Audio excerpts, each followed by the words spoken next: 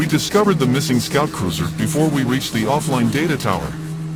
We were already well inside the Razorstone Pass, and within line of sight of the data tower, though it was still several parts away.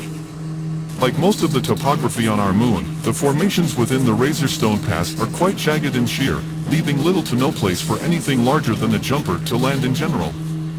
Clearings within the ranges are usually just original sections of land that were undisturbed by the moon's tectonic activity, which usually leaves these patches framed by extremely high and steep spikes of stone and sometimes even crystal.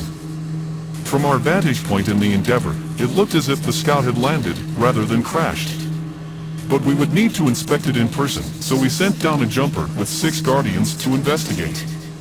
At the same time, we launched 4 scouts to begin spiraling out from the site to do flying visual inspections of the area between the abandoned scout and the nearby data tower. They would also be checking communication signals, as we would try to determine the cause for the initial dropout. The initial report from the Guardians at the landing site was that the scout had apparently landed intentionally and without incident. The cruiser was empty, but there was no sign inside or out that anything out of the ordinary had happened. On first glance, there didn't appear to be very far to go before running into impassable geographic formations, but the lead investigator was waiting to hear from 3-foot patrols she sent out before confirming that. We did know a few things at that point. The missing Guardians were not responding to their personal communicators, even with short-form range transmissions. And if they weren't hidden somewhere in that small patch they had landed, it was almost impossible that they wouldn't have been lifted out of there, either by another craft or something else. After several parts had passed, we were missing 2 Guardians with no idea where they went or how they managed to leave the area, as doing it on foot would have been impossible. At the same time, the first scout to reach the tower reported visual damage that looked more man-made than the result of a natural occurrence.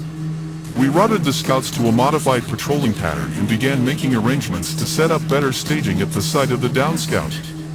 Because we were now establishing several levels of communication, both within the investigation and as part of Endeavour's regular management of the fleet, I decided to call in a rover. That would add more Guardians, additional communication trunks, and 2 more bays for additional cruisers if needed. Despite missing 2 Guardians, which is serious enough to warrant this kind of response, it looked like someone was starting to maneuver against us, and well within our borders. These were circumstances that needed to be figured out, sooner than later. It looked like we were going to be there for a while,